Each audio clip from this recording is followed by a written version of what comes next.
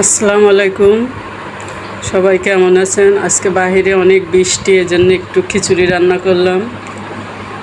খিচুড়িটা খেতে অনেক স্বাদ হয়েছে। আসুন আমি এখন আপনাদের কিভাবে খিচুড়িটা রান্না করলাম সেটা দেখাই। ভিডিওটা একটু লং, ধৈর্য সহকারে একটু দেখবেন প্লিজ। এই যে আমি সব কিছু কেটে এখানে রেডি করে রেখেছি। পেঁয়াজ, একটা আলু কেটে নিয়েছি বড়, মাংস কেটে রাখছি, আর চাল ডাল একসঙ্গে রেখে দিয়েছি, ধুয়ে নেব। পেঁয়াজ, এলাচ, গরম মশলা, লং, দুইটা তেজপাতা, বাটা মশলাগুলো সাইডে আছে। এখন আমি আপনাদের রান্নার প্রসেসিংটা দেখাচ্ছি।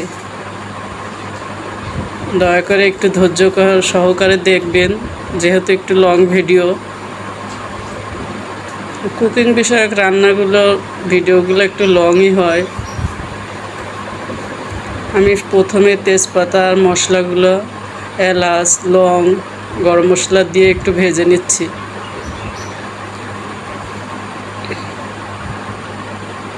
এখন এর মধ্যে পেঁয়াজগুলো দিয়ে একসঙ্গে সব ভেজে নেব।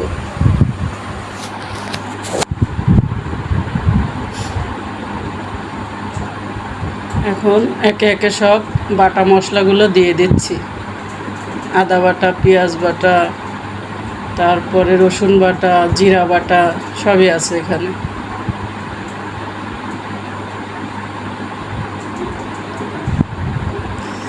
এখন এটা সুন্দর করে একটু নেড়ে চেড়ে নেব, যেন কাঁচা গন্ধটা না থাকে। মশলার একটা কাঁচা গন্ধ থাকে। পেঁয়াজ, হলুদ, মরিচের গুঁড়া, হলুদের গুঁড়া এখন দিয়ে দিচ্ছি।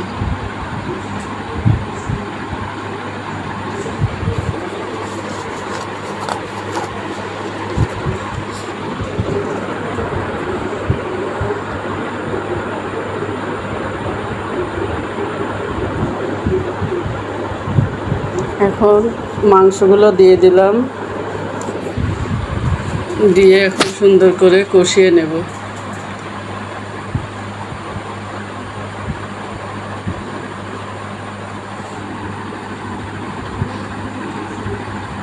একটু পানি দিয়ে দিলাম যাতে নিচে পোড়া লেগে না যায়।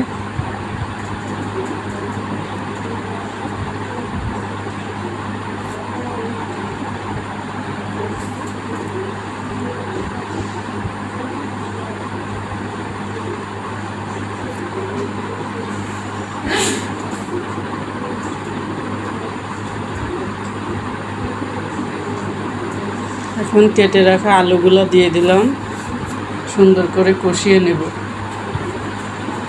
এখন হালকা একটু পানি দিয়ে ঢাকনা দিয়ে ঢেকে দিলাম। ঢাকনাটা উঠিয়ে আবার একটু নেড়ে চেড়ে দিলাম।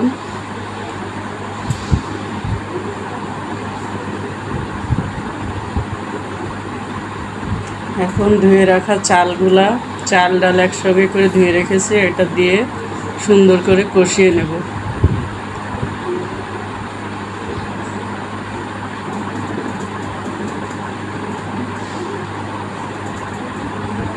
এখন পরিমাণ মতো পানি দিয়ে দেব।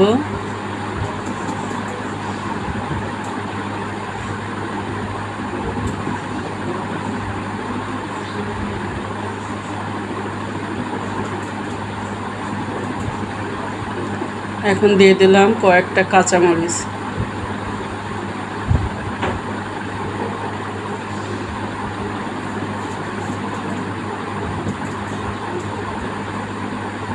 এখন আমি খিচুড়িটা হালকা একটু বাগার দিয়ে নেব। প্রথমে দিয়ে দিলাম সরিষার তেল, 3টা শুকনা মরিচ দিয়ে দিলাম,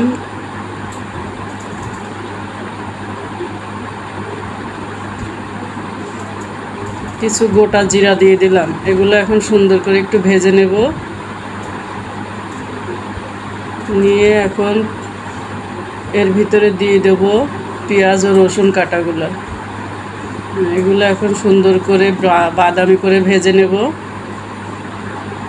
হয়ে গেছে। এখন আমি এখান থেকে 2 চামচ খিচুড়ি ওর ভিতরে দিয়ে দিচ্ছি।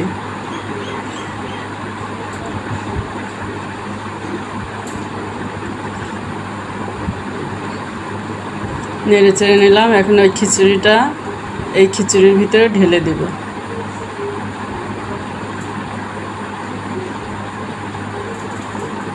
আমার রান্না শেষ। এখন আমি চুলা অফ করে ডিপ করে বসিয়ে